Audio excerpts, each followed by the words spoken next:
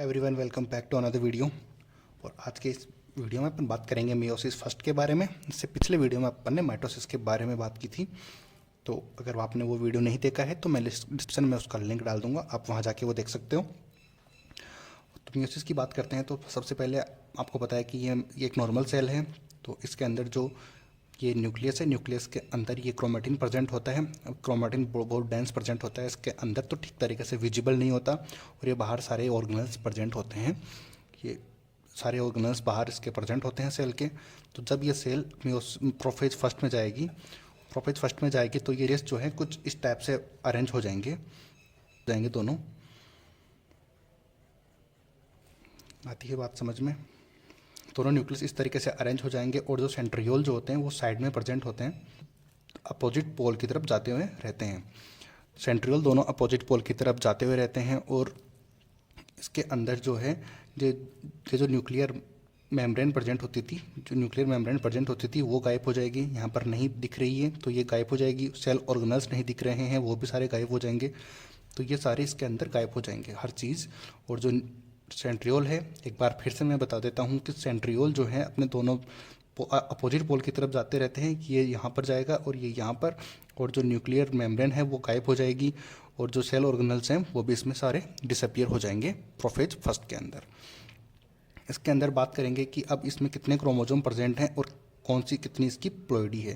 तो मैंने आपको बताया था वीडियो के अंदर, मैं अलग से एक वीडियो और बना दूंगा कि किस तरीके से क्रोमोजोम का नंबर और उसकी प्लोइडी का पता लगाते हैं। तो मैंने अब पिछली वीडियो में भी बताया था कि ये जितनी ब्रांचेज हैं उनको काउंट करो तो वो आ जाएंगी क्रोमोजोम के नंबर। तो 1 2 3 4 हैं तो यहाँ पर आ जाएंगे 4 क्रोमोजोम प्रेजेंट हैं। अब प्लोइडी के लिए मैंने बताया था कि ये जो काइनेटोकोर हैं इनको आप काउंट कर लो। तो यहाँ पर 1 और 2 काइनेटोकोर है तो ये सेल हो जाएगी 2n।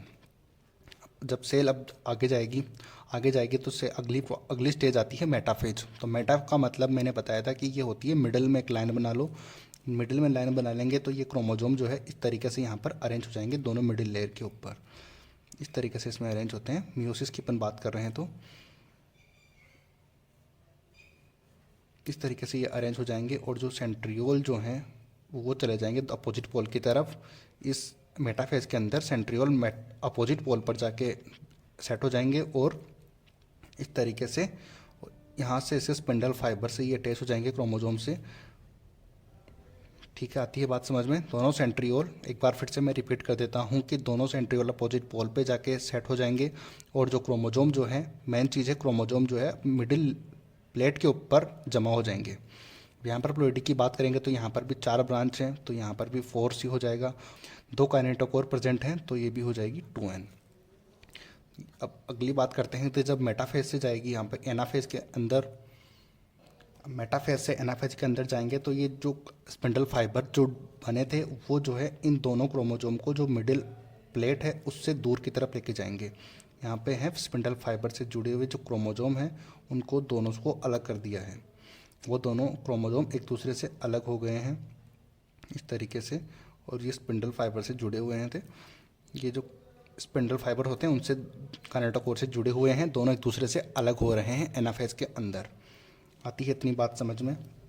इस तरीके से दोनों एक दूसरे से दूर चले जाएंगे और इसके अंदर प्लोइडी का पता लगाने के लिए 1 2 3 4 तो क्रोमोजोम कितने हैं 4C प्रेजेंट होते हैं और प्लोइडी का पता करेंगे तो 2n है क्योंकि 2 काइनेटोकोर इसमें प्रेजेंट है। अब ये सेल जब जाएगी यहाँ पर टीलोफेज के अंदर तो टीलोफेज के अंदर ये दोनों क्रोमोजोम एक दूसरे से अलग हो जाएंगे। अलग तो हो ही गए थे, अलग तो एनाफेज के अंदर हो ही गए थे। तो इस तरीके से इसके अंदर इन दोनों के बाहर न्यूक्लियर मेम्ब्रेन आना स्टार्ट हो जाएंगी। दोनों एक दूसरे से अलग तो हैं और सेल ऑर्गेनल्स वो फिर से अपीयर होने स्टार्ट हो जाएंगे। यहाँ पर सेल ऑर्गेनल्स वगैरह हर जो चीज़ जो एनाफेज जो प्रोफेज के अंदर गायब हुई थी वो वापस सारी चीज़ें टीलोफेज के अंदर वापस आ जाएंगी। और इससे आगे जो है सेल होगी डिवाइड, साइटोकाइनेसिस हो जाएगा। सेल इस तरीके से डिवाइड हो जाएगी, 2 अलग अलग सेल बन जाएंगी। ये अलग सेल बन जाएगी और ये अलग सेल बन जाएगी। तो इस तरीके से ये 2 सेल हो गई हैं, इसलिए मैंने बनाई है कि इस तरीके से ये सेल बन गई है एक अलग से और ये अलग सेल बन गई है इस तरीके से अलग सेल बन गई है। तो यहाँ पर अगर प्लोइडी की बात करेंगे तो वही 4C इसमें भी प्रेजेंट है, 1 2 वही 2n इसमें भी प्रेजेंट है। अब यहाँ पर बात करेंगे तो यहाँ पर क्रोमोजोम कितने हो जाएंगे, 1 और 2, 2C क्रोमोजोम हो जाएंगे, प्लोइडी हो जाएगी N। यहाँ पर भी क्रोमोजोम हो जाएंगे 2C क्रोमोजोम और प्लोइडी हो जाएगी N। तो मियोसिस के अंदर अपन को पता है कि जो प्लोइडी होती है वो पहले की हाफ हो जाती है। तो अपन जानते हैं कि प्रोफेज के अंदर 2N थी, तो यहाँ पर जब सेल आई है तो यहाँ पर रह गई N, यहाँ पर भी N रह गई है, 2 सेल बन चुकी है। और क्रोमोजोम के नंबर यहाँ पर 4C थे। तो मियोसिस के अंदर ध्यान रखेंगे कि जो क्रोमोजोम नंबर और प्लोइडी दोनों ही हाफ हो जाती हैं पहले की सेल के। डॉटर सेल के अंदर जो क्रोमोजोम और जो प्लोइडी है वो पेरेंटल सेल की हाफ हो जाती है मियोसिस के अंदर। तो अपन को यहाँ से दिख भी रहा है आराम से।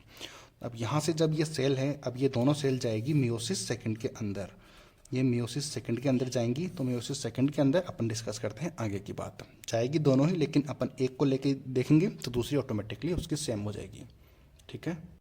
अब बात करते हैं अपन मियोसिस सेकंड की। तो मियोसिस सेकंड कैसे होता है, अपन ने मियोसिस फर्स्ट में देखा था कि जो सेल, जहाँ पर 2 सेल बनी थी जिसमें एक सेल ये थी, इनकी प्लोइडी थी। यहाँ पर प्लोइडी को एक बार फिर से पता कर लेते हैं कि 2C यहाँ पर थी और N, ये प्लोइडी आई थी तो ये सेल बनी थी। तो अब मैंने कहा था कि वो मियोसिस सेकंड में जाएगी। तो यहाँ पर अपन बात करते हैं मियोसिस सेकंड की। तो ये वो सेल थी, इसकी प्लोइडी 2C है और प्लोइडी है N और क्रोमोजोम है 2N। बाकी इसमें न्यूक्लियर मेम्ब्रेन प्रेजेंट थी, वो बन गई थी वापस। और यहाँ पर जितने भी सेल ऑर्गेनल्स थे वो प्रेजेंट थे। तो अब ये सेल मियोसिस सेकंड में जाएगी। तो यहाँ पर जो फर्स्ट प्रोफेज सेकंड में जाएगी तो यहाँ पर क्या होगा कि ये क्रोमोजोम जो है इस तरीके से अरेंज रहेंगे। सेम अब माइटोसिस वाले काम चलेगा, सेम माइटोसिस वाला चलेगा। इस तरीके से ये अरेंज है। तो ये इसमें न्यूक्लियर मेम्ब्रेन गायब हो चुकी है, सेल ऑर्गेनल्स गायब हो चुके हैं, और जो सेंट्रियोल्स होते हैं वो जो है वापस अपने पोल्स की तरफ, अपोजिट पोल्स की तरफ जाने लग जाते हैं। ये बात हुई प्रोफेज सेकंड की। बात करते हैं इसके अंदर क्रोमोजोम कितने प्रेजेंट हैं। तो 1 और 2 ब्रांचेस प्रेजेंट है। तो 2C क्रोमोजोम है, काइनेटोकोर प्रेजेंट है 1, तो ये हो जाएगी N। यहाँ पर भी N थी, यहाँ पर भी N ही है। अब आगे चलते हैं तो ये आएगी मेटाफेज सेकंड। मेटाफेज सेकंड के अंदर अपन को पता है कि मेटाफेज प्लेट बनेगी, और इस मेटाफेज प्लेट के ऊपर ये क्रोमोजोम अपना इस तरीके से अरेंज हो जाएगा।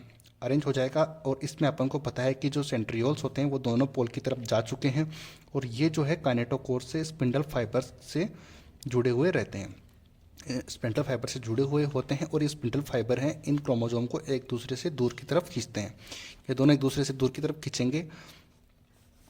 मेन चीज़ तो मेटाफेज में यही है कि दोनों जो है मेटाफेज प्लेट पे प्रेजेंट होते हैं, और जो सेंट्रियोल होते हैं वो दोनों अपोजिट पोल पे पहुंच चुके होते हैं। अपने एनसीईआरटी में यही लिखा हुआ है। अब प्लोइडी की बात करते हैं तो यहाँ पर भी 1 और 2 ब्रांचेस है, तो 2C हो जाएगा, और काइनेटोकोर सिर्फ एक ही प्रेजेंट है तो ये N होगी।